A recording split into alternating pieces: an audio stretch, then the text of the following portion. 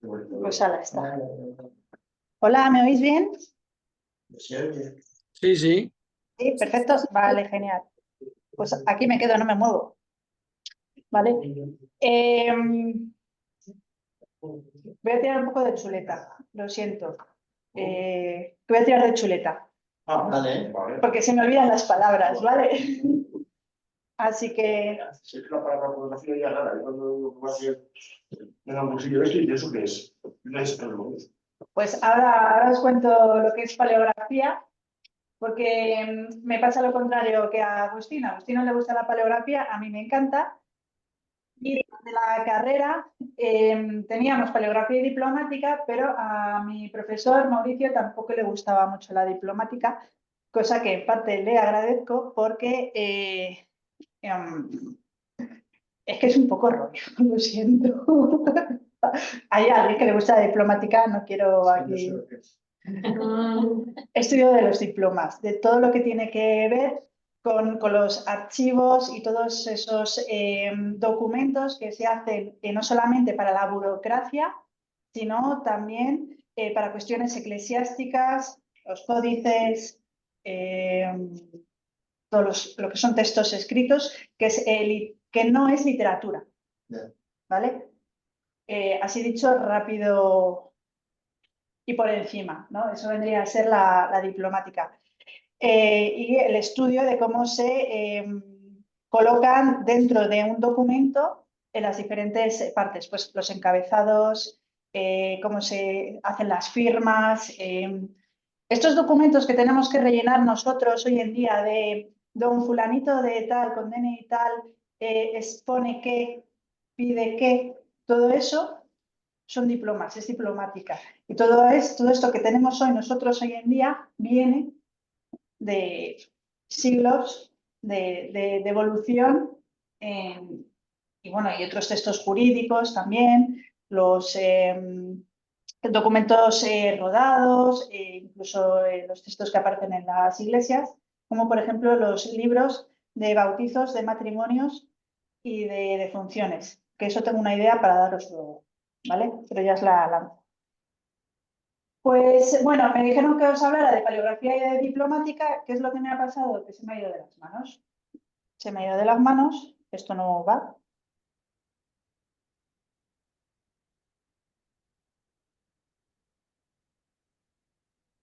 Esto no va. ¿Isidro? A ver, Isidro. ¿Isidro? No funciona. Sí que funciona. Vale. Voy. Ya está. Perdón. Pues ya está. Pues eso, que se me ha ido de las manos. Yo os he hecho una historia de la escritura. Y es que no sabéis el invento que tenemos entre, que es la escritura y el hecho de poder comunicarnos, el llevar algo que es abstracto, como es la palabra, a convertirlo en unos signos que todo el mundo podemos entender y que todo el mundo podemos leer y llevarlos ya no solamente al papel, sino a diferentes soportes, como vamos a ir viendo. Paleografía. ¿Qué es la paleografía? Es la ciencia que estudia las escrituras antiguas. Paleos, grafos, paleos, antiguo, grafos, escritura, ¿no? Grafía. Y como ahí os dice, tiene el objetivo es aprender a leer los textos escritos de aquellas escrituras que hoy están en desuso. En esa web, la verdad que está muy bien, la que está abajo del todo, esa web está muy bien, son estudios de diferentes universidades del mundo, lo tenéis además en diferentes idiomas y ahí os van a venir un montón de pistas y de ayudas a la hora de enfrentaros a textos. La paleografía es una ciencia, la historia es una ciencia. Hay mucha gente que dice que no, sobre todo los de ciencias.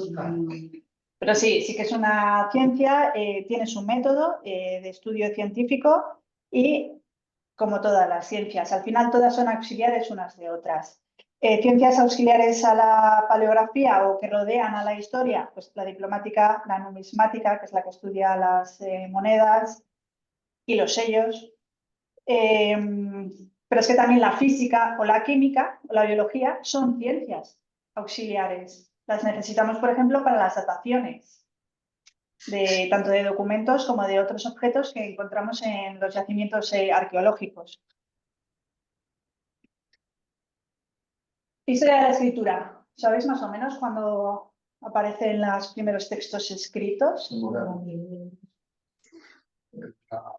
La Rosetta, La de Rosetta es egipcia. Llevamos más de 5.500 años escribiendo. Más de 5.500 años escribiendo. O sea, es una barbaridad. Los primeros textos, las primeras escrituras aparecen en Sumer hacia el 3.500 a.C. señal escrito serían símbolos. Al final, una escritura es un símbolo. Es un símbolo. Ahí tenéis, por ejemplo, esa placa es con texto cuneiforme. Es una forma que ellos tenían de escribir. Claro, no tienen las letras que tenemos hoy nosotros. Vais a ver la evolución que hay hasta llegar a las letras que tenemos nosotros. Así es como se entendían ellos, mediante esas tablillas. Y todo esto surge por una necesidad de controlar los ingresos y los gastos. Lo que aparecen al principio son listas de mercancías, de animales y de personas. Y esto pues responde a un modelo de vida urbano. Y todo ese sistema, esa necesidad de controlar es lo que va a hacer que aparezca y se desarrolle la escritura, pero es que también les interesa escribir sus leyes. Ahí tenéis el Código Legal de Hammurabi. Y si es un código legal escrito en una piedra que está expuesto a todo el público, ¿creéis que la gente sabía leer o que no? No. Sí. Tenía que saber. Mucha gente en Mesopotamia en esa época sabía leer. Les interesaba que supieran leer para que supieran las leyes, es decir, que supieran comportarse, siempre vivir en sociedad y vivir en paz es más próspero que si hay guerra. Eso es lo que entendían en aquella época. Las mujeres podían acceder a las escuelas. O sea que tanto hombres como mujeres sabían leer y escribir. Qué cosas. Y luego también les interesaba escribir su historia. Eso ya con intención política. Surge un oficio que es el de los escribas. Ya os digo, tanto hombres como mujeres podían acceder a la escritura, o sea que no estaba reservado solamente para la élite. Es una escritura que es pictográfica. Esto quiere decir que más que letras son dibujos. Son dibujos de formas. Luego vamos a ver ejemplos que les van a hacer entender qué es lo que son. Esos pictogramas, al principio estamos hablando de que el escriba podía llegar a dominar hasta 600 pictogramas. Pero el nivel básico, para entenderse, era 100. Desde médicos a pequeños artesanos, pequeños comerciantes, hombres y mujeres, tienen acceso a la educación y a saber escribir. Gracias.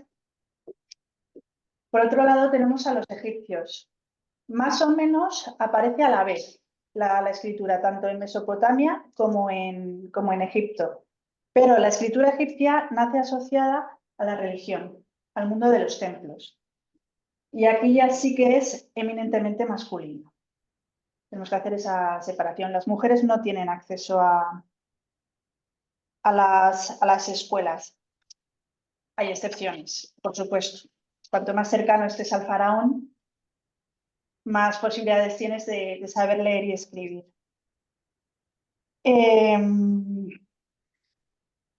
Bueno, ahí tenéis al escriba sentado, que lo podéis ver en el Museo del Louvre, que es conocidísima esa imagen. y esa otra que ya no es tan conocida, la botella de terracota, en el que vemos a un escriba. Al final estaban en el suelo escribiendo en sus papiros.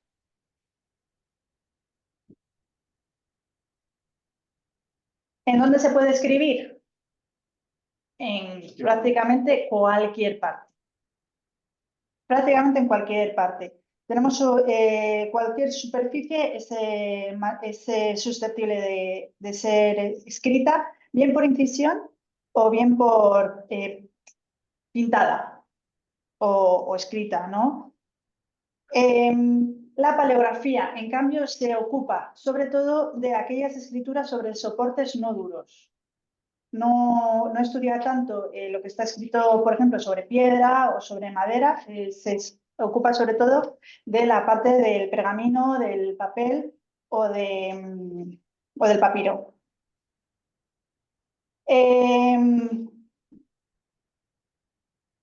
Es la epigrafía la que estudia los materiales líquidos, como son la piedra o el mármol. La papirología estudia lo que está escrito sobre papiro, pero bueno, actualmente se tiende todo a globalizar, ¿vale? Y se une. Tenemos incisos y trazados. Los incisos son los que están rayados, que están esculpidos sobre esos materiales duros, y lo trazado es lo que se escribe, se dibuja, se pinta o se imprime, ¿vale? Esto es fácil, es el procedimiento de fijado que se llama. Ya me lo has fastidiado, ya no funciona. Ah, sí, perdón. Ya. Vale, perfecto. Dale. Ahí está. ¿Qué es lo que veis aquí arriba a la izquierda? Vale, esas son cuentas simples, y lo que está justo debajo son las cuentas complejas. Las cuentas simples son del 8000 a.C. ¿Sabéis los rosarios? Los rosarios son para contar. Pues es exactamente igual. Tenía un rebaño de ovejas, el pastor quería saber cuántas ovejas tenía, pues tantas piedrecitas. Hace un agujerito y las une con un hilo, como un rosario. Entonces, cuando se vuelve a la cabaña, tiene que saber si efectivamente tiene todas sus ovejas. Las vuelve a contar. Si le falta alguna cuenta por contar, es que le faltan ovejas. Y es como nace este sistema. Las de arriba son las simples y las de abajo son las complejas. Esto se considera protoescritura. Lo mismo, está asociado a esas sociedades de cazadores-recolectores agrícolas, y luego ya las complejas ya son las que aparecen en las ciudades, en el cuarto milenio antes de Cristo. Y la aparición de la alfarería es la que facilita el uso de la arcilla como soporte escriturario. Quedaros con lo de soporte escriturario, es aquello sobre lo que se escribe. En el cuarto milenio antes de Cristo. Lo dicho, son esas tablillas de registros de contabilidad, de actividades burocráticas, administrativas y comerciales que hacían los palacios sumerios. Son tablillas como la que tenéis abajo y aparecen los primeros números. Entonces, el dibujo, este dibujo hace referencia a la oveja. Esto significa oveja. Y esto de aquí es el número de ovejas que tiene 5. Okay. Tiene 5 ovejas. Este de aquí es el número. Estos de aquí son los números. Este es el símbolo de la oveja. Y aparecen también los archivos. ¿Qué es lo que pasa? Que la arcilla pesa, es difícil de guardar, difícil de transportar, se rompe. Entonces van a ir buscando otros sistemas para fijar las escrituras. Pero bueno, nos encontramos también, por ejemplo, los ostraca. Ostracón ya es posterior, es de 480 a.C., está escrito en griego. Y el de arriba se me ha olvidado traducirlo, es un ostraca en letra hierática de la dinastía 20 de Egipto. Seguimos. Las tablillas sí que las habéis utilizado, ¿o no? Más bien habéis usado las pizarras. Pero bueno, el sistema del pizarrín vendría de estas tablillas romanas que tenían un soporte, una base, mejor dicho, de cera. Entonces, el soporte es de madera, se aplica una capa de cera y con un pequeño buril se raya la letra. En Sumeria se utiliza. Sobre todo es muy profuso su utilización en Egipto junto al papiro. Esto ya es más barato, porque la madera la encuentras en cualquier lado. Es más barato, es más abundante, es fácil de preparar también, no tanto como la arcilla, porque tenías que estar ahí preparando el trocito de arcilla, ¿no? En Grecia y en Roma es el principal soporte. Lo que veis abajo es una cerámica ática de figuras rojas en la que vemos a un señor que está con un ordenador portátil y un puntero. O sea, es que es así. Me vais a decir que no. Pero es que podría parecerlo perfectamente. Y bueno, estas tablillas de cera se vienen a utilizar hasta el siglo XIX.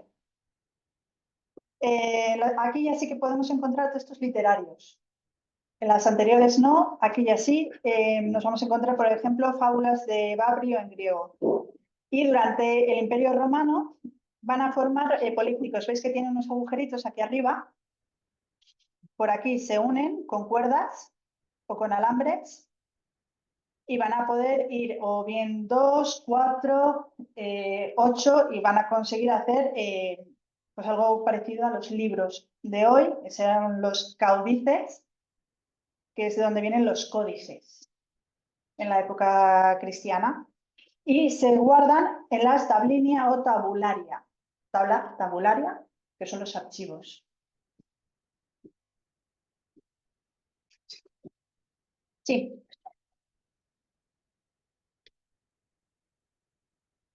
Vale, gracias.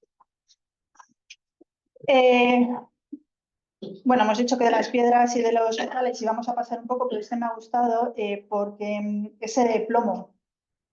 El plomo lo bueno es que tienes que es muy dúctil, entonces es fácil de grabar en él. Y esto es una tablilla de maldición. Se la gastaban bien los romanos. También se podía hacer lo contrario, de pedirles favores a los dioses. Pero bueno, este verano ha habido una serie, se titula Los que van a morir. Hay una parte que una de las personajes lanza maldiciones contra otra y utiliza una plancha de plomo delante de los dioses, pues eso, para lanzarle una maldición a la otra persona. Pero bueno, ya sabes que lo que no quieres para ti no lo desees para los demás. Y así le va a ir a la señora.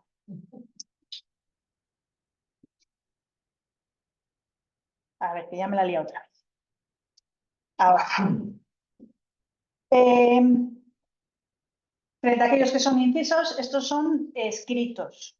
Podemos pintar de alguna manera, bien con un pincel, bien con otro sistema como es el cálamo. Esto que tenéis aquí abajo, estos son los cálamos. Y esto de aquí, el papiro. El infinito en un junco, la verdad que es un referente para todo esto. El libro El infinito en un junco, no sé si lo habéis leído. Es un referente sobre la historia del libro. Está muy bien ese libro. Los pinceles, ¿con qué se pueden hacer? Pues con pelos de malta, de ardilla. Se van a utilizar también las plumas de oca o de otras aves. Las tintas son diversas, de diferentes minerales, luego veremos alguna. Se van a utilizar fijadores de tintas, barnices, etcétera. O sea que todo esto lleva en torno a ello bastante parafernalia. Tenemos tres materiales importantes asociados a la escritura y que de hecho han cambiado la historia de la escritura, que son el pergamino, mejor dicho, papiro, pergamino y papel. Vamos en ese orden. El papiro, que lo tenéis ahí, es una planta que es muy abundante en Egipto, en Siria, en Etiopía, en Palestina. Tiene muchísimos usos, desde alimento, para ropas, para hacer barcas, para hacer ungüentos. Tras un proceso de elaboración de los tallos de los juncos, se obtenían una serie de hojas. Esas hojas se pegaban con una pasta de agua, harina y vinagre y se pegaban de 20 en 20. Y formaban rollos, que son los volúmenes. También se le llaman tomos o cartae. Pero bueno, generalmente se le llama volumen. Que por eso también a los libros se les llama volúmenes. Dicen que les hay de diferentes calidades y que los mejores eran de la época de los ramsénidas. Bueno, Ramsés II le conoce todo el mundo.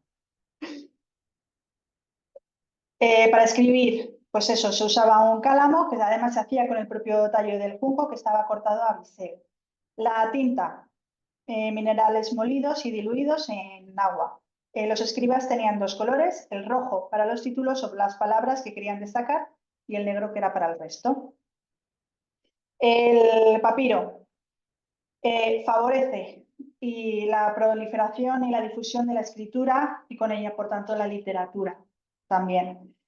Se exporta a Grecia y a Roma, surge el libro, se hacen copias, se distribuyen ejemplares, se sistematizan los archivos y aparecen las bibliotecas, Biblioteca de Alejandría, ¿no? Y se comercializan también. Problema, es muy caro y muy difícil de conservar. De hecho, les tenían que meter dentro de otros cartuchos de madera para poder mantenerlos. Así que su producción va a decaer hacia el siglo III después de Cristo y se va a seguir utilizando hasta la Alta Edad Media, sobre todo para documentos de las cancillerías imperiales y pontificias o, por ejemplo, en la monarquía carolingia. El texto más antiguo en papiro conservado es del 3000 a.C. O sea que también, pues eso, vamos a la par más o menos con Mesopotamia. Pergamino. Es una piel de animal que está deshidratada, depilada y secada por tensión. Se puede obtener prácticamente de cualquier animal, de cordero, de oveja, de ternera. Hace poco retiraron un libro de una biblioteca que estaba hecho con piel humana. O sea, brutal, sí. Y bueno, el nombre viene de Pérgamo, que es una ciudad de Asia Menor, y tenían una biblioteca que le hacía competencia a la de Alejandría.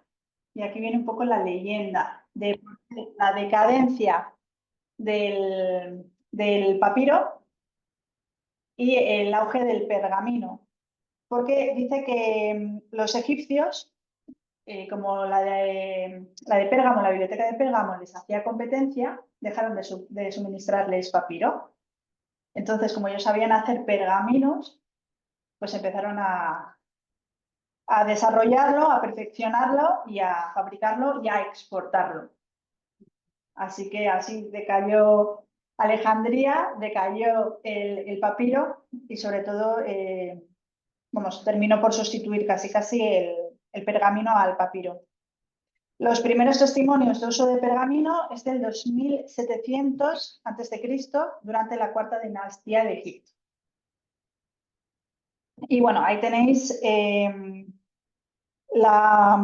este es un edicto dado por un papa, por Diocleciano,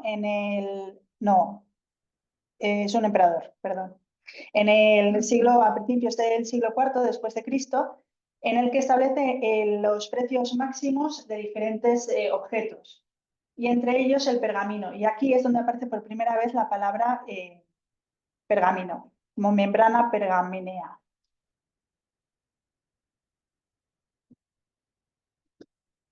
Me hace especial ilusión traeros este beato de Gerona porque mi familia es zamorana, es de un pueblo muy cercano a la localidad de Tábara y ahí había un escriptorio mozárabes.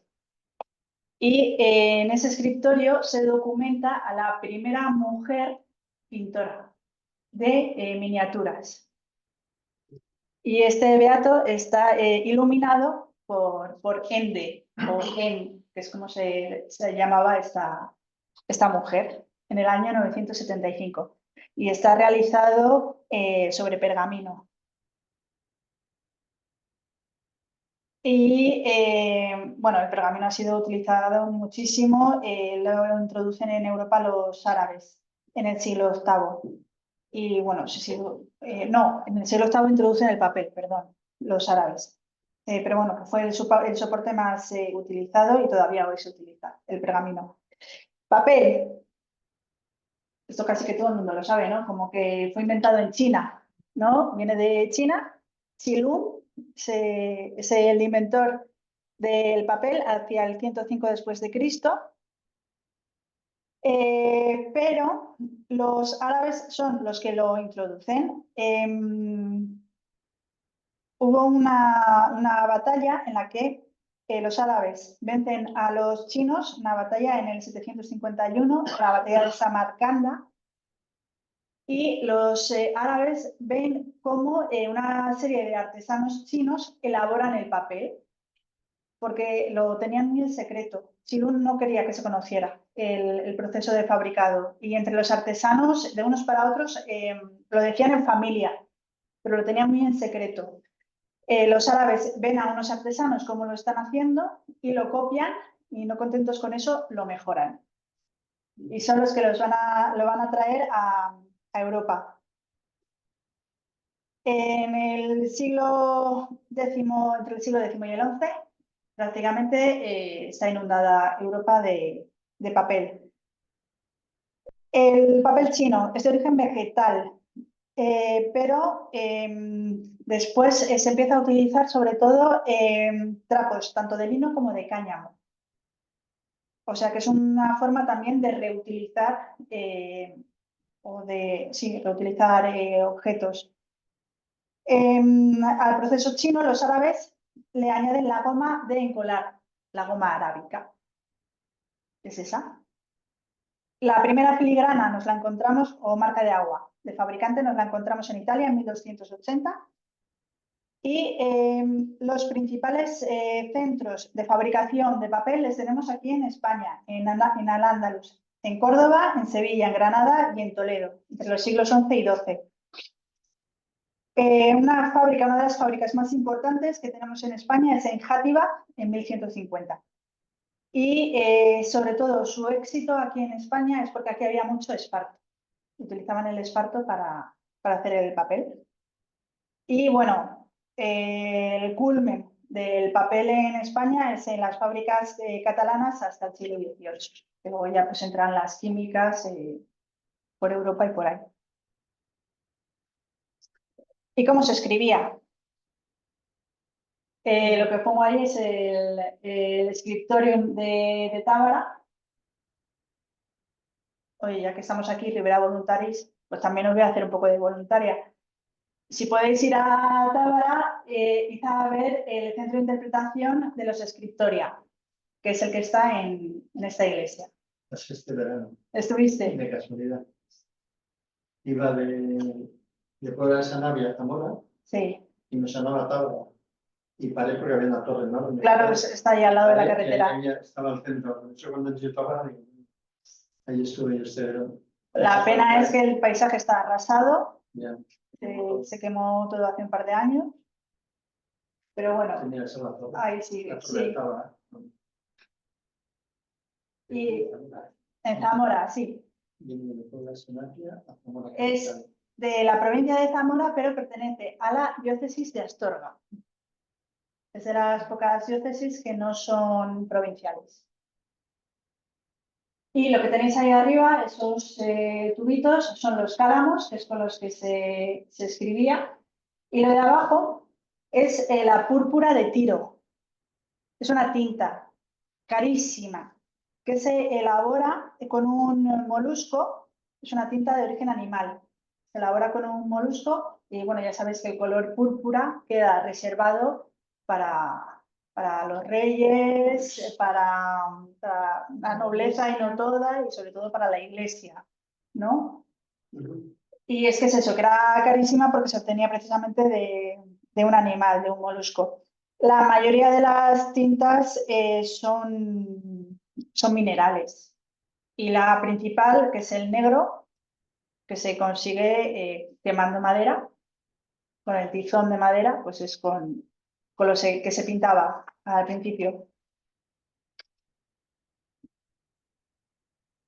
Ya en el... Los tizones, digamos. Sí, con los tizones.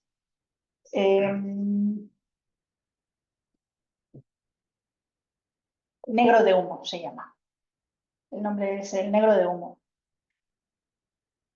Pero vamos, el negro de humo se remonta a la prehistoria, o sea, casi que los bisontes de Altamira están pintados así, con eso. De origen vegetal también hay tintas y eso, pues la animal que está es la púrpura de Tiro o púrpura real y por supuesto el oro y la plata también se utilizan para escribir.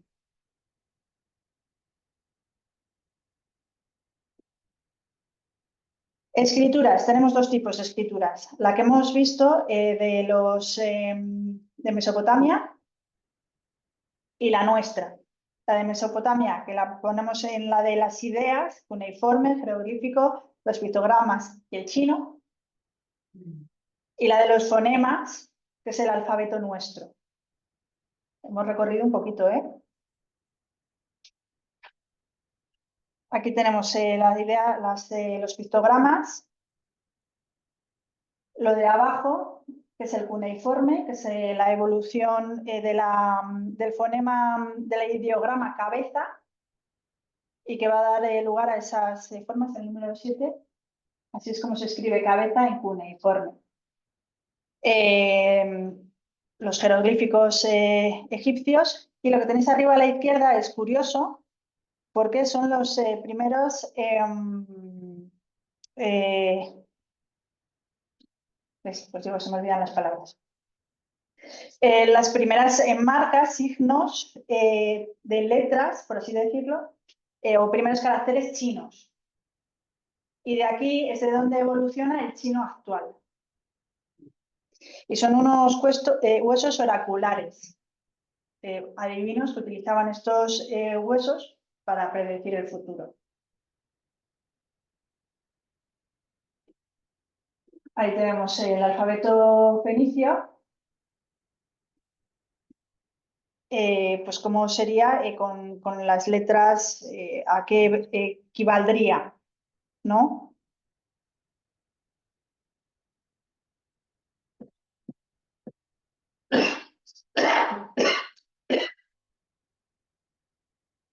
Parece ser que nuestro alfabeto actual deriva de los jeroglíficos. Durante mucho tiempo se ha pensado que venía del cuneiforme.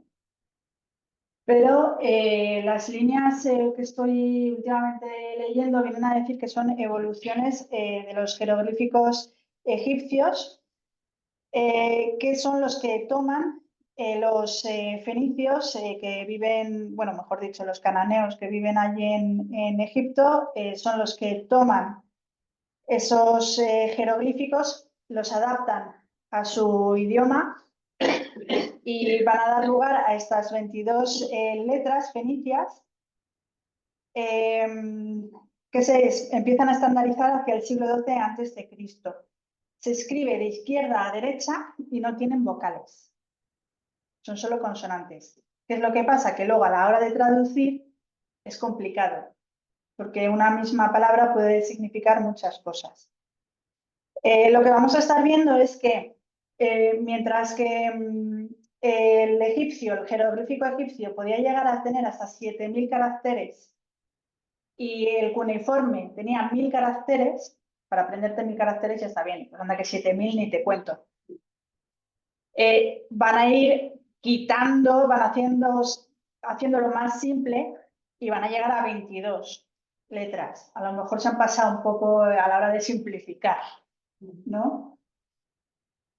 Pero bueno, en el siglo IX a.C. los arameos adaptan ese alfabeto fenicio les añaden características propias de su idioma y es la base del árabe moderno. O sea, que es que estamos sacando ya aquí hasta todos los idiomas actuales.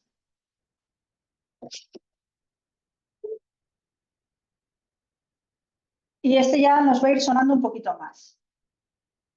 Este ya nos va a ir sonando un poquito más. Siglo VIII aparece el primer alfabeto griego. Y es precisamente gracias a ese contacto con los fenicios. Los griegos hacen una cosa muy inteligente que es añadir los sonidos vocálicos. Entonces van a crear este alfabeto tanto en mayúscula como en minúscula, la parte de arriba mayúscula, abajo minúsculas, porque eso también es importante, la diferenciación entre la mayúscula y la minúscula. Y en esto se va a basar el alfabeto latino del cual sale el nuestro. Este alfabeto nos va a facilitar poner por escrito la tradición oral y textos como la Odisea y la Ilíada y el desarrollo de la cultura que hoy llamamos clásica. Lo que tenemos aquí es la Copa de Néstor, que tiene el primer fragmento conocido de poesía griega hacia el 720 a.C. Y es curioso dónde aparece, porque aparece en el ajuar de un niño de unos 10-14 años en la colonia griega de Pitecusas, en Nápoles, en Italia. Y bueno, lo que leéis ahí es un pasaje de la Ilíada de Homero y está de izquierda a derecha, no está, o sea, sí, está al revés para nosotros. No, de derecha a izquierda, perdón. Nosotros escribimos de izquierda a derecha. Ellos escriben de derecha a izquierda. Pero vamos, que más o menos sí que se va entendiendo. Ahí, aquí, Nestoropos. No me pidáis mucho más, que ya de griego no entiendo, pero esto sí que me lo sé, Nestoropos, ¿vale?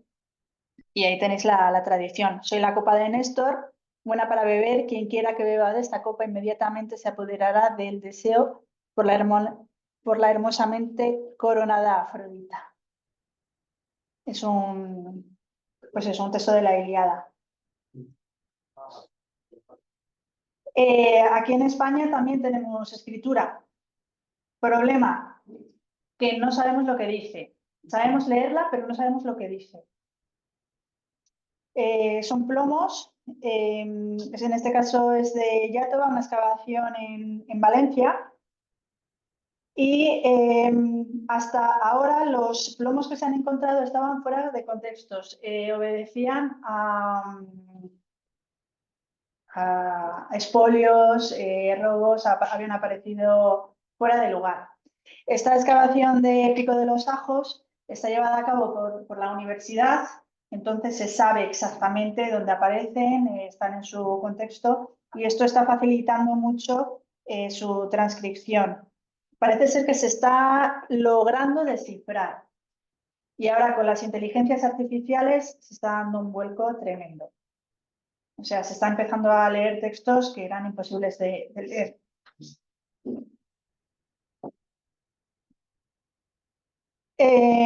Nos vamos acercando. Este es el alfabeto latino. Los etruscos, que están en Roma, bueno, mejor dicho, en la península itálica, adoptan ese alfabeto, la variante occidental del alfabeto griego, que son contactos con las colonias griegas que hay en el sur de Italia, y en el siglo VII a.C. es cuando adoptan este alfabeto, lo adaptan de nuevo a su lengua y a sus sonidos y es el que va a llegar hasta nosotros. También lo estamos viendo que está escrito de derecha a izquierda. Es curioso porque los romanos escribían como seara. Vas para allá y luego vuelves otra vez para acá. Vas para allá y vuelves otra vez para acá. Claro, porque con los bueyes no vas para allá y vuelves otra vez levantando el arado para empezar, ¿no? Entonces así es como se escribe, de derecha a izquierda y de izquierda a derecha, en zigzag. Y bueno, esta fíbula es la que tiene el primer texto en latín conocido. Es bastante polémica esta fíbula, pero bueno, parece ser que por esas ciencias auxiliares de la química, y de la física sabemos que sí que es real.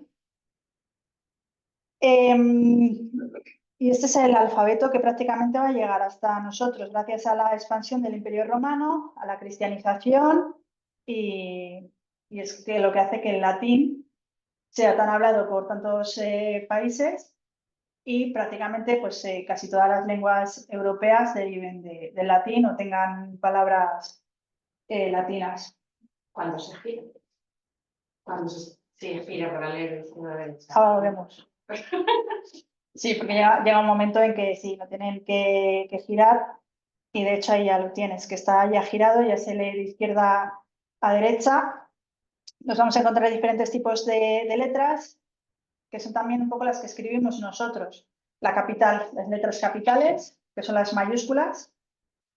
Y en este caso se llama capital monumental, que es la que se utiliza pues, para arcos de triunfo, las lápidas, bueno, todo lo que son piedras se llaman lápidas, no solamente las de los cementerios. Y veis que además está toda seguida. Es como que fuera una frase toda seguida, ¿no? Sí que está de izquierda a derecha, cuando empieza el renglón sí que se vuelve a leer por la izquierda. Tiene aquí un puntito, ¿veis ahí los puntitos? Esos son los que separan las palabras. Y veis que aquí tienen unas rayitas encima. Esas son las que nos dicen que esa palabra está abreviada. Hay que darle las gracias porque nos avisan que están abreviando.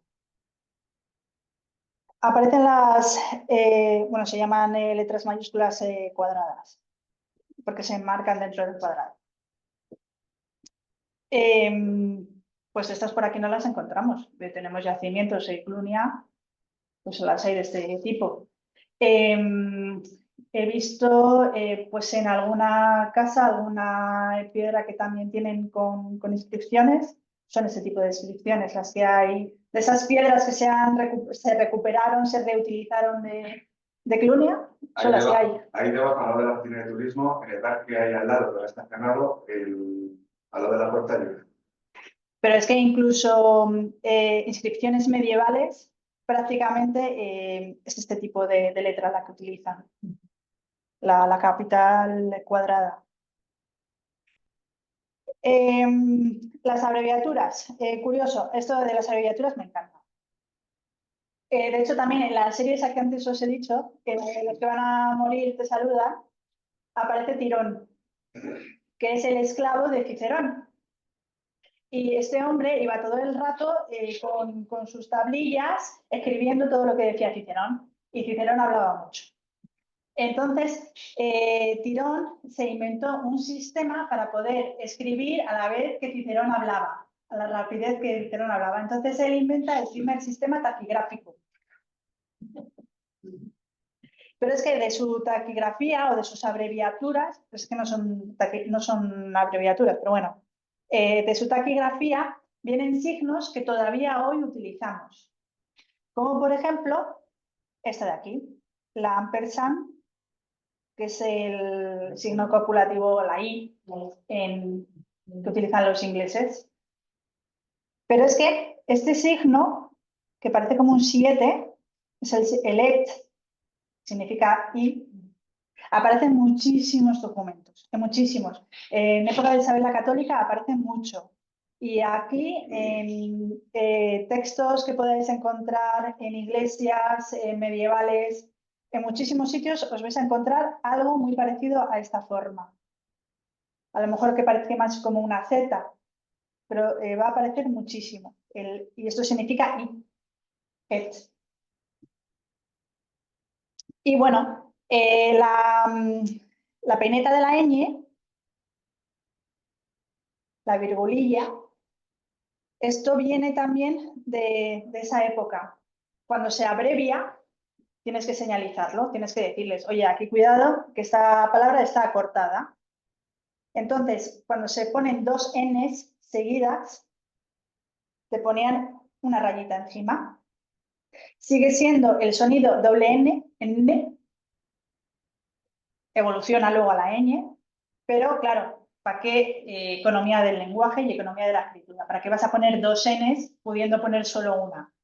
Pones una sola N en la rayita encima.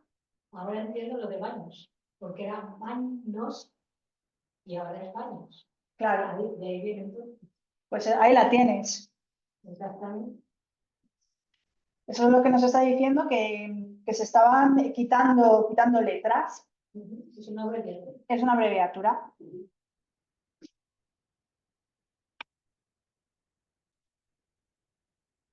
Y bueno, pues ahí tenéis una columna de abreviaturas de ese sistema taquigráfico que se inventó Tirón. Son las notas tironianas, se llaman notas tironianas. Hay alguna más que todavía utilizamos hoy.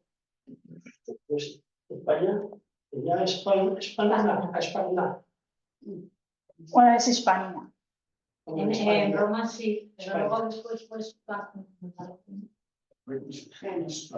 También tiene mucha evolución el Sí. término España. Bueno, la cosa es que estábamos yendo de Mesopotamia y de Egipto, que tenían 7.000 caracteres, los hemos bajado a 20 y pocos, y aquí Tirón se inventa 5.000 signos. O sea, de locos. Pero bueno, este sistema ha sido utilizado pues, hasta en la Edad Media.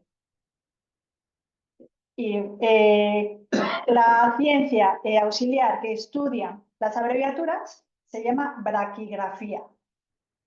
Palabra.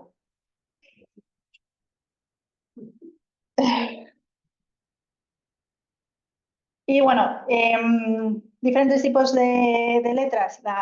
Hemos visto la que se utiliza para los monumentos. Esta es la que se utiliza para los libros. Ya que vas a hacer un libro, lo vas a vender, quieres que se entienda lo que aparece ahí, así que vas a utilizar una letra que vamos a llamar libraria, pues que va a ser muy cuidada, muy ampliamente trabajada, y esta es la escritura de las bibliotecas romanas. Bueno, luego os enseño si tenemos tiempo, no sé cómo hay de tiempo. Vale. Y esta es la escritura común, la que escribía todo el mundo. También en Roma sabía escribir y leer mucha gente. Igualmente les interesaba que supieran las leyes. Y no solamente eso, en Roma había elecciones. La gente podía votar. Algunos podían, los patricios podían votarse, ¿no? Entonces hacían grafitis en las paredes de vota a fulanito o vota a menganito. También fulanito estuvo aquí o cosas más soeces. Y también pues había algunas, incluso anuncios pues, de prostitución, también pues se ponían ahí. O cuando iban al circo, pues yo soy seguidor de tal gladiador. Pues fulanito eres el mejor. Esto es lo que escribían en las paredes.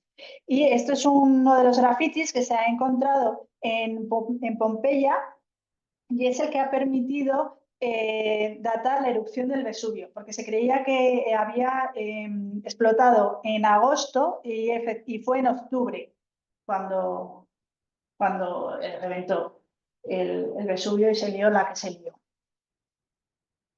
Y está escrito, pues como podéis ver, en carboncillo, en la pared.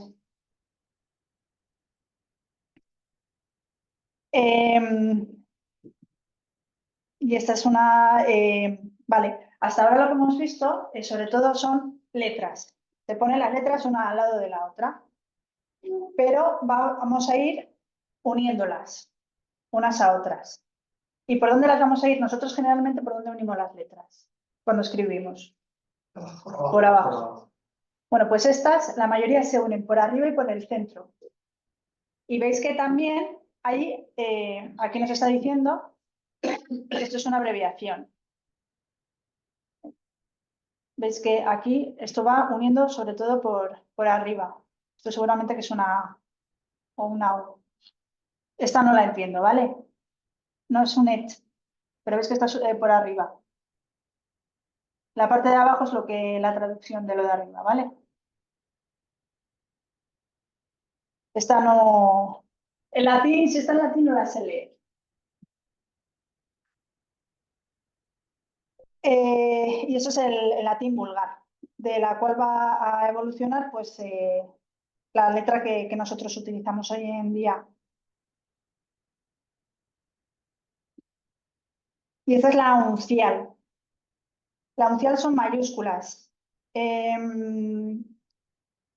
Principalmente las anteriores no tienen, o sea, no hay mayúsculas y minúsculas.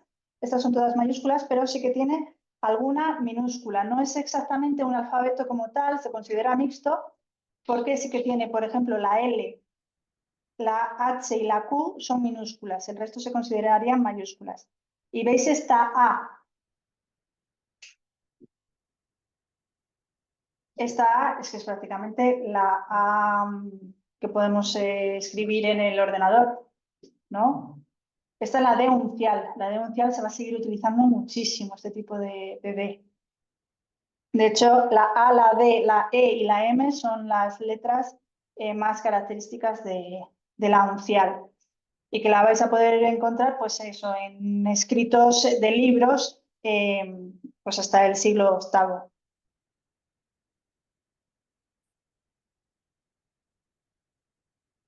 Y esta es una semiuncial, que esta es más rápida, es más fácil, veis que se une por la parte de arriba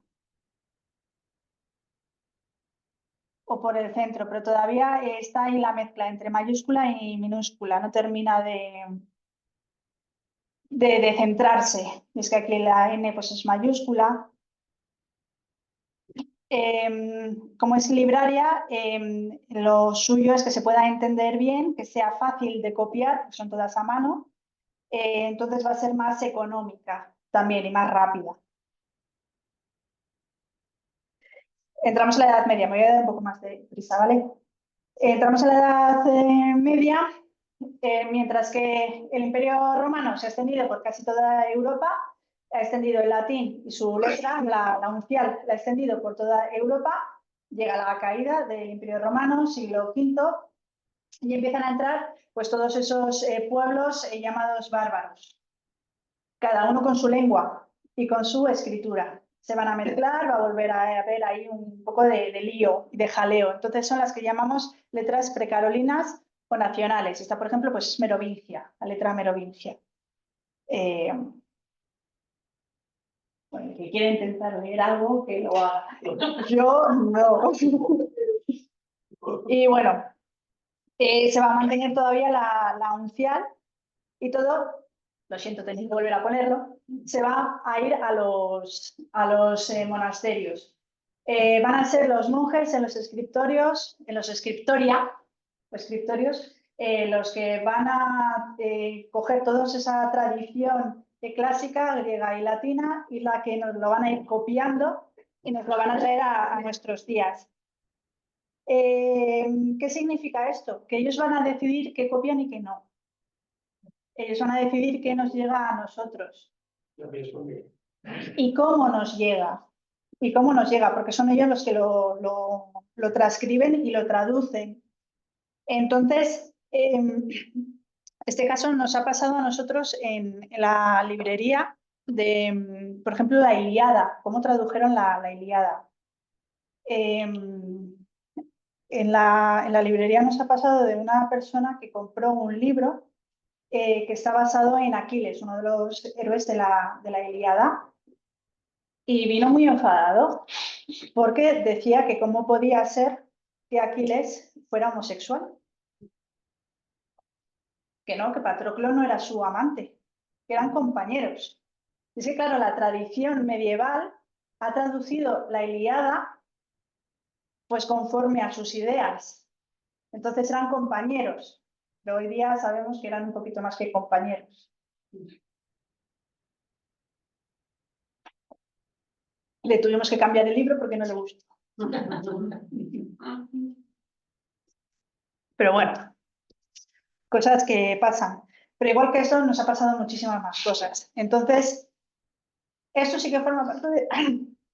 Lo que os voy a contar es diplomática. Cuando cogemos un texto, vamos a entender que es real, que es original. Le vamos a dar validez. Será después cuando... Uy, perdón.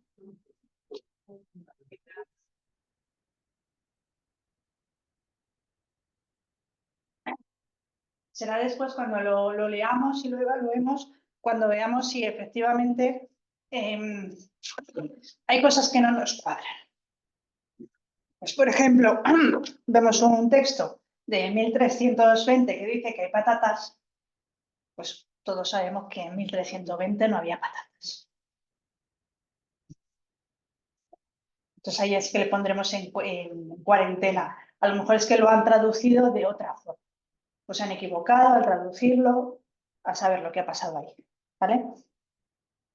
Dentro de las escrituras nacionales, pues nos venimos a la nuestra, la escritura vesicótica o mozárabe, que la vamos a encontrar entre el siglo VIII y el XII. Tenéis ahí abajo el alfabeto. Mirad la O, qué bonita, un corazón. Pero veis la D, todavía mantiene la D uncial. ¿Vale? Estamos hablando ya de época del románico. El soporte en el que nos encontramos va a ser eminentemente papel, pero bueno, también hay pergaminos, piedras, etcétera, y aparecen las miniaturas. Y esta es una H que es divina. Es preciosa la H. Son miniaturas y aquí sobre todo lo que va a importar es la idea. Entonces van a ser letras pequeñas, muy juntitas, muy recogidas, ¿vale? Y no va a tener muchos desarrollos. Van a estar bastante encajonadas. Digamos que, ¿os acordáis cuando escribíamos en los cuadernos que tenían las dos líneas? ¿No? Bueno, pues es el cajón. El astil es la parte que va hacia arriba y el caído, que es la parte que va para abajo, ¿no? Están como muy metidas dentro de esas líneas del cajón. O sea que son bastante recogiditas. Un poco pues como se dice que era el románico, que era muy recogido. ¿Vale?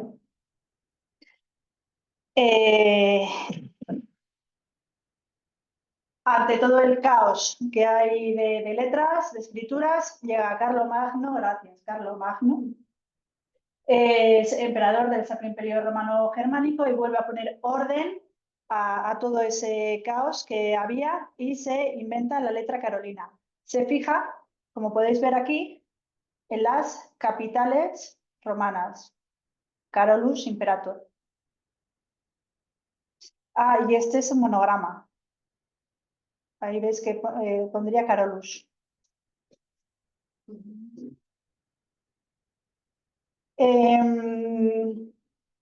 La Carolina es otro hito en la historia de la escritura. La va a dar un carácter de unidad, de universalidad. A la península ibérica llega en el siglo XI con Cluny por el Camino de Santiago y Gutenberg es el que la va a tomar para su letra de imprenta y hoy es nuestra Times New Roman. Este es un códex de época de Carlomagno, de Aquisgrán.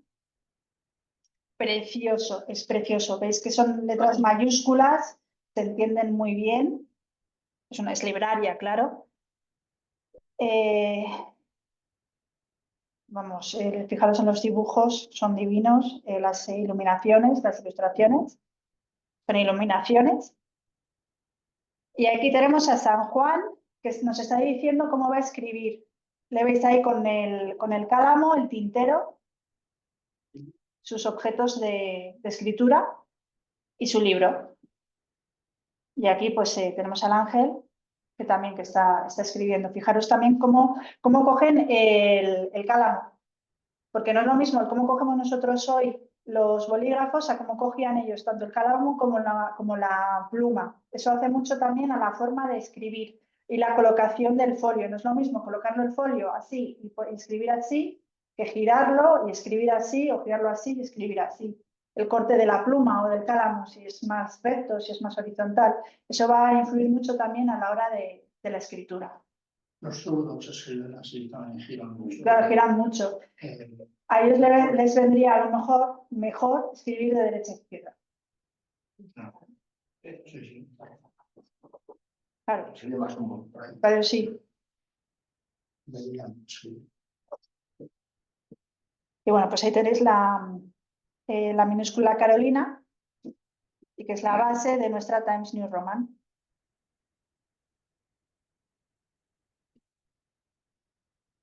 Baja Edad Media, he traído el Cantar del Mio Cid. Es una copia del siglo XIV, Baja Edad Media, gótico. Siglos XII al XV, incluso al XVI. El gótico, Catedral de Burgos. Tiramos para arriba. La idea de Dios, la idea de iluminación, de elevación, de altitud. De nuevo, los diferentes reinos de Europa van a sustituir el latín por sus lenguas. Una cosa interesante, en Castilla sí que todos los textos, tanto de la Iglesia como administrativos, se van a escribir en castellano. En los reinos de Aragón se van a mantener en latín. Así que nos complican un poquito la vida. Por eso es tan fácil que aquí en Castilla pues, podamos leer bastante bien todos los textos, toda la documentación que se hacía, porque nos resulta más cercana a nosotros. Y bueno, en esa época también surgen las universidades. Entonces se va a expandir muchísimo mejor este tipo de letra. Se estiliza la letra, se hace más esbelta, los astiles se alargan, se salen del cajón, los caídos también se salen por abajo y bueno, pues es una evolución estética de la Carolina. Aquí, por ejemplo, tenemos el libro del Buen Amor del arcipreste de Hita y aquí podemos ver gozos de Santa María. Veis que está la rayita aquí encima que nos dice que hay una abreviatura y aquí hay otra abreviatura. Y veis que alarga mucho las letras. Y la forma de transcribir no es entre paréntesis, ¿vale? Es entre cajoncillos, pero es que no encontraba el signo del cajoncillo dentro del ordenador.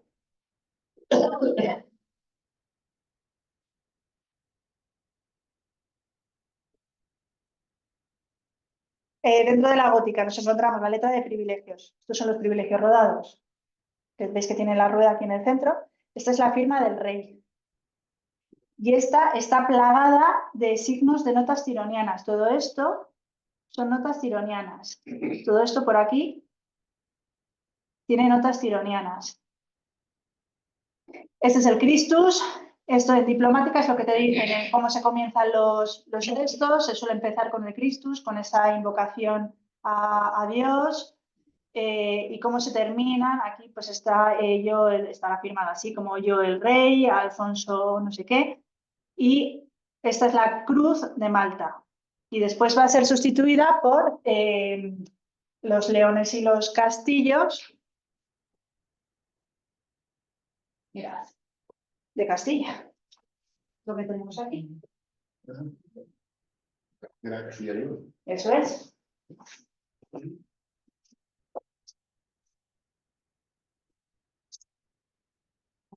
Si queréis echarle un ojo al libro, vienen muchísimos textos de láminas con todas las letras que vamos a ir viendo ahora.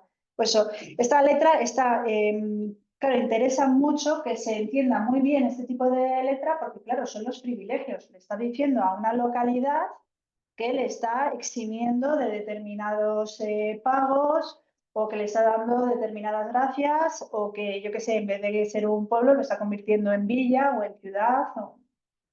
Pues eso es lo que... y son de los que suelen venir con un plomo debajo, con un sello debajo.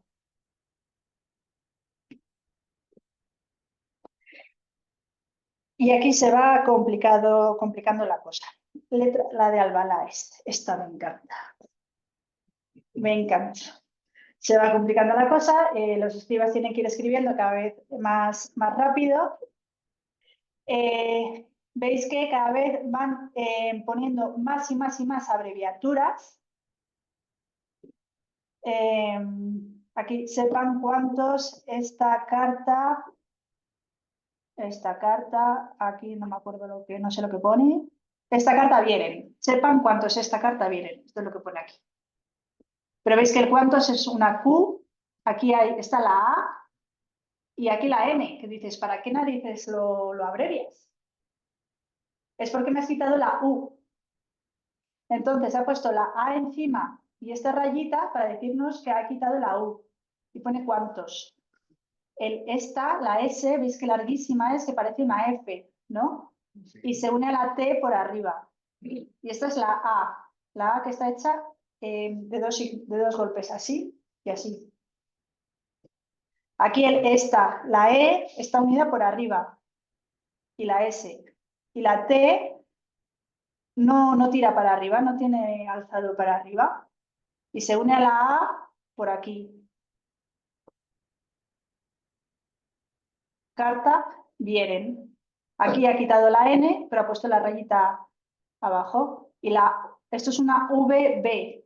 No sé, realmente es una V, pero que casi que parece una B de lo larga que tiene esta patita de aquí. Les digo, esta me gusta mucho. Además, a la hora de bajar con la pluma vuelven a subir, entonces se duplican las formas. La S, la veis ahí también. Es muy rápida, pues eso, hay un desarrollo de astiles, duplicaciones de caídos, se estrechan las letras y se van uniendo cada vez más. Esta es la que me gustaba.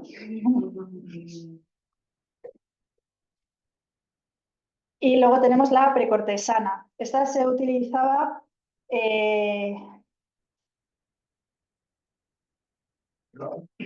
Hay una norma de escritura para que todo el mundo escribiese con los mismos rasgos. Fue de un monasterio de un punto de otro distinto. te voy a decir que no. Por eso, porque Los monjes, más o menos, los monjes, al ser letra libraria, que tenían que ir a libros, sí que seguían normas. Entonces escribían más o menos todos igual. Pero los escribas no. Tenían su truco. ¿Por qué? Porque los escribas cobraban por folios. escribían más. Entonces les interesaba escribir más. Y además escribían de forma que solamente lo pudieran entender ellos. Decían que era para mantener la privacidad. No los copiaran. Pero claro, al final me tienes que volver a contratar a mí porque soy el único que lo puede leer. Ah, Eran muy listos. claro, se tenían que entender. A ver si los médicos vienen. Y luego, sobre esta pregunta que me haces, una cosa, veis que al principio os decía que en Creciente Fértil, en las primeras escrituras, les interesaba que todo el mundo supiera leer y escribir. En castellano no interesaba, que en la Edad Media no les interesaba. Y a los nobles no les interesaba que la gente supiera leer, sobre todo las leyes, porque había mucha legislación que podían sustituir. Tú, yo qué sé, robabas algo, ¿no? El castigo a lo mejor era pues darle una paliza o darle unos latigazos o que escarnio público en la plaza, pero se lo podían evitar pagando dinero. Entonces al noble de turno, ¿qué le interesaba? ¿Darle una paliza al señor pechero, al señor campesino o que le pagara? Pues así es como hacían fortunas. Le interesaba, no, tú me has robado una res, me pagas tanto y ya está. Y a lo mejor el señor no tenía el dinero y le venía mejor que le dieran un azote o que le pusieran en medio de la plaza del pueblo. Pues eso, pues mira, me ha venido bien el mes este de más que he tenido porque lo estaba hablando con una amiga que es medievalista y me contaba esas cosas que no les interesaba. Y bueno, vamos terminando porque llegamos ya a la edad moderna, pero bueno, esta cada vez es más complicada, cada vez se van haciendo más abreviaturas, cada vez es más difícil de escribir. Y llegan los reyes católicos, Isabel y Fernando, Fernando e Isabel. El caos es horroroso, precisamente por lo que tú dices, porque cada escriba escribe como le da la gana. Entonces hay un desorden gráfico muy interesante pero aparece Gutenberg e inventa la imprenta. La imprenta de tipos móviles, que es el que va a dar un poco de orden a todo, sobre todo en los libros. Pero claro, en la administración todavía se va a seguir escribiendo a mano, ¿no? Entonces nos vamos a encontrar letras como esta, como la cortesana. Aquí pone poder, fijaros la P que larga, ¿no? Poder para, aquí nos está diciendo que ha quitado la R y la A para hacer guerra al reino de Portugal. Año 1476. El mes se le- Esto se lee bien, sí. el mes-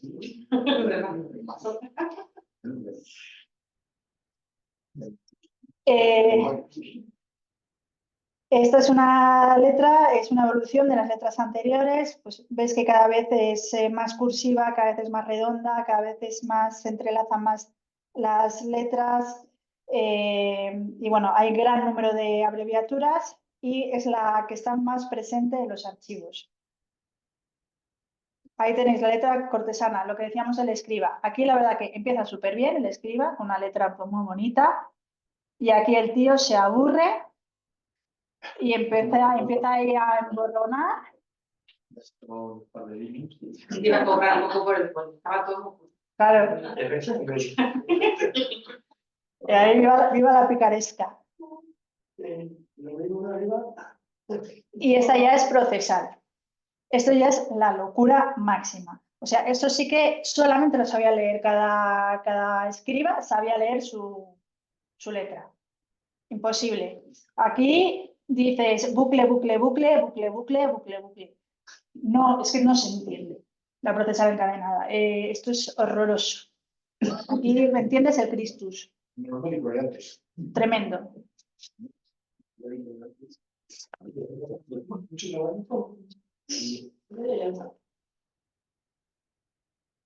Y dices, ¿y por qué escriben así, pudiendo escribir así?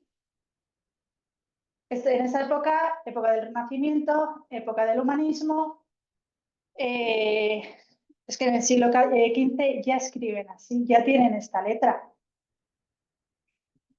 566. ¿A que lo entendéis bien? ¿A que se lee bien? Casi todo. Esta es la letra humanística. Aquí hay un gráfico del desarrollo. Estas son las letras góticas, entre 1500 y 1550 todavía es la que más se usa, hacia 1550 y tantos ya empieza a subir la humanística y ya se empieza a usar la humanística y llega en 1600 ya es casi que la principal.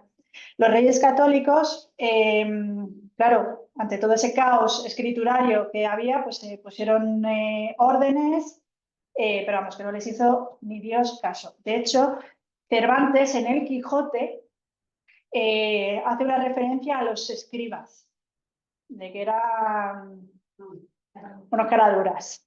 O sea, en 1600, cuando Cervantes escribe el Quijote, todavía están haciendo de las suyas, pudiendo escribir bien. Y bueno, esta es la letra humanística, que es la nuestra. Esta es la nuestra. 1713 se funda la RAE, la Real Academia Española. Estamos con el rey Felipe V. En 1726 aparece el diccionario, se publica el primer diccionario, se llamaba Diccionario de Autoridades. 1741 la ortografía y en 1771 la gramática, que esto es lo que limpia, fija y da esplendor y hace que hoy nos podamos entender todos perfectamente. Y ahora que nos invaden las palabras inglesas para cualquier tontería. Pues sigamos insistiendo en utilizar las nuestras. Si hay un paseo, correr será correr, no de rugby, no Salir a correr, Claro, claro. Pero otras cosas, muchísimas cosas. pero cada vez hay más humanidades más Sí. se separaban las cosas. Dicen un funnel. ¿Qué es eso? Un embudo, joder, porque cuando se estrecha la, no sé, se va seleccionando y tienes un funnel. Un funnel. Sí, Sí, o algo así, ya no me he dado con la oreja. Para partir, pues, hay una- Pero sí, hay una tendencia entre las nuevas generaciones a utilizar expresiones inglesas, o sea, británicas.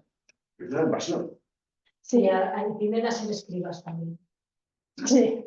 sobre todo con WhatsApp. Claro, WhatsApp. luego ahora esto ya lo vimos con los mensajes de texto, con los teléfonos Sí. móviles, hubo muchísimas abreviaturas. Sí. Pero bueno, que si leéis esto también tiene abreviaturas. O sea, Ya, bueno, estábamos así. A ver, yo también estoy transmitirlo, escribiendo es otra cosa. claro. Y nada, La migración está modificada y la taquigrafía. esto es un mensaje para Agustín. Si quieres leer textos paleógrafos, Yo veo eso y digo, Paciencia, paciencia, paciencia. pues eso. 3 consejos. Paciencia. Sí, a ver si me acuerdo. Mira, una cosa que me gusta hacer cuando empezaba a escribir, pues es un facsímil, ¿vale? Es un libro de facsímil. Y esto sí que lo hace, numerar. Entonces viene bien pues para saber por dónde vas, la línea, entonces numeras. Pues, a lo mejor hay que hay museos de códices que están en vitrinas y tal, abiertos, se dan mirando a lo que dice. Pero sabiendo esto, En la iglesia sobre todo en latín, entonces ya se complica la cosa. Pero bueno, no sé si lo veis ahí, no sé si lo veis ahí bien. Está numerado. Eso es a lo que, sí, a lo que me refiero, pero sí que lo ven, ¿no? Sí, pues vale. Vamos a intentar ampliar la visión. No sé si tenemos que dejar de compartir. A ver. Déjalo, da igual. Que, Si no, pero bueno, dejamos de compartir y se entiende. vería. Vale. Pero bueno, Luego lo enseñamos, si no, cuando es que comenzamos desde el principio. Siempre a la hora de leer, lo mejor, empezamos desde el principio. ¿Vale? Echamos un golpe de vistazo por encima y empezamos por el principio, habiendo numerado. Después, vamos leyendo y sobre todo comparando. Aquellas palabras que hayamos reconocido, las letras nos van a ser referencia para las otras palabras que no vayamos encontrando. Yo cuando me atascaba, ¿qué hacía? Me daba una vuelta. Me iba al frigorífico, me daba un paseo, hacía otra cosa, ¿vale? Y volvía ya un poco más fresco. Y es eso, sobre todo relacionar. A mí lo que más me gustaba era eso. En el momento en que descubres cuál es una letra, más o menos se va a repetir siempre la misma letra. los rasos, ¿verdad? Eso es. Por eso decía lo de si en un sitio un monje escribiera con ese mismo raso de un monasterio y da igual de otro monasterio otro monje. La mayoría de los monjes sí que, pues eso, dentro de lo que es el código de su letra, sí que van a escribir así, porque les interesa precisamente que se entienda. Claro. Entonces, si escriben en uncial, todos van a escribir en uncial. Si escriben en Carolina, todos van a escribir en Carolina. Y de una forma que se entienda, porque les interesa. El escriba es el que va a ir rápido, deprisa, y el que te va a volver loco. Cualquier códice que te encuentres en una iglesia, la encuentres aquí en Zuzones, en Peñaranda, en Burgos o en donde sea, más o menos van a ser la misma letra. Y lo han escrito diferentes monjes. Mucho colorín, mucho dibujito. Sí, Y letras con distintos colores, rojas, negras. claro, generalmente el rojo y el rojo pues para destacar las primeras letras, las mayúsculas que las hacen más bonitas, esas se llaman miniadas. Lo de la miniatura no es porque sea pequeño, es porque se utiliza el minio, que es un mineral, se utiliza Antes de pintar, dar una capa de minio a para que no se oxide en las barandillas, por ejemplo, ¿no? Es anaranjado, sí. Bueno, pues eso es lo que se utilizaba, el minio, para las pinturas. Y de ahí viene lo de la miniatura, De niña. de minio. No es porque sean pequeñas, que también algunas. Viene de ahí. Entonces, un pigmento es un tinte mineral que se utilizaba y de ahí se sacaba el color rojo, rojizo. Y luego, pues el negro, pues, generalmente pues para los textos normales. Luego los grupos eran todos cosidos, ¿no? No eran pegados. Depende, pero sí, generalmente es cosido, sobre todo cuando son muy grandes, los que se llaman los tumbos, que son esos libros enormes que hay en las catedrales, les tienen que dejar tumbados porque si no se rompen, no aguantan de pie. Y es que además una persona sola no les puede coger. Claro, tienen que ser entre varios, se les llama tumbos. Eso es diplomática también. O los códices. Los códices les hay incluso pequeñitos, les hay hasta más pequeñitos que esto, ¿eh? Los hay chiquitines, misales, libros muy pequeñitos, todos estos que nos encontramos en las iglesias son muy pequeñines, pues porque a lo mejor tiene el Antiguo Testamento solamente, o bueno, generalmente suele ser el Antiguo Testamento, entonces, o partes de misales que son muy pequeñines. Y les interesaba eso, que la gente las supiera leer. Eso sí que les interesaba que lo leyera.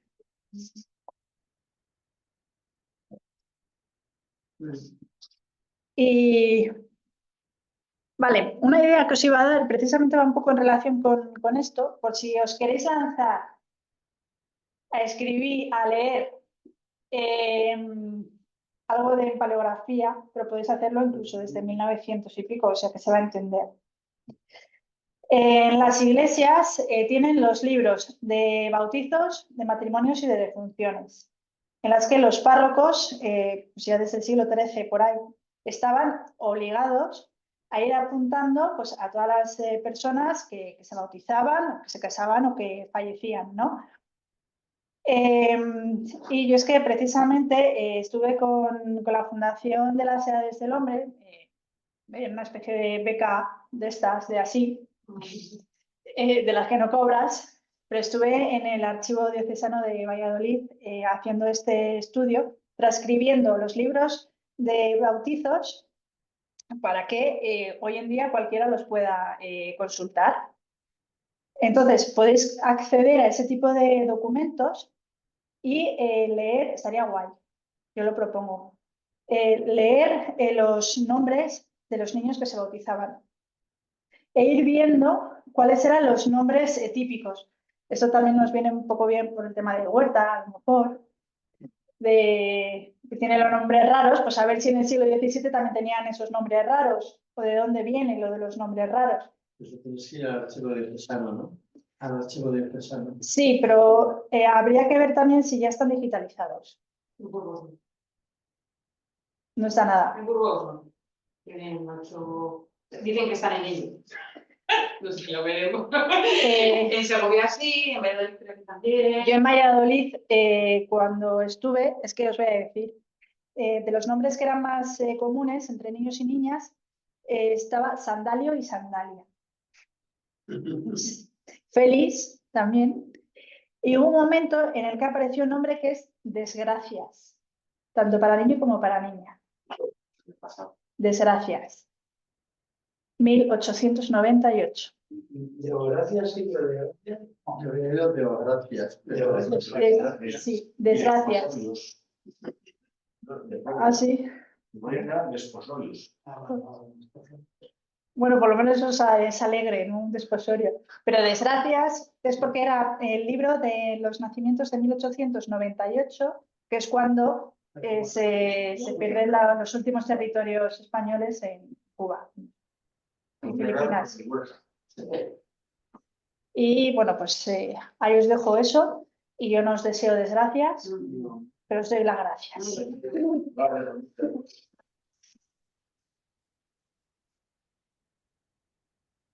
Os he dicho que se me ha ido la mano. Bueno, no. Pues mientras tanto, estoy buscando una foto de la Torre de Tábara. Que sí. Muy bonita. La librería algún punto de técnico para poder comprar y consultar. La librería. Estos son. Claro, son libros que hay. Claro, estos son libros que. Serían de encargo. En la biblioteca podemos encontrar. Sí, en la biblioteca tienes. Y hay un grupo de paleografía. Efectivamente, aquí hay un grupo de paleografía. Y estos son. Estas han sido mis fuentes. Meterte un poco más en ello. Estas son mis fuentes. En otro sitio, pero esto ya. Ya lo lamento. Y al otro día estuve en el archivo de San Agustín, en Burgos, y documentos del año 1890, me volví loco. ¿De 1890? 1890, sí, pues era el proyecto del Puente del Pueblo, de Zafuera. Un proyecto escrito en la volvía loco, y ahí me volvía loco, y ahí estaba. En el archivo de San Agustín está Y ahí tienen todos los activos. sí, en la calle San la calle Madrid. Sí, está. Sí, porque estaba en Oña. Lo que no me ha Oña tenía los monjes hasta ahí. ¿dónde estaba antes el... Se Cuando puede se entra a la Vega? se puede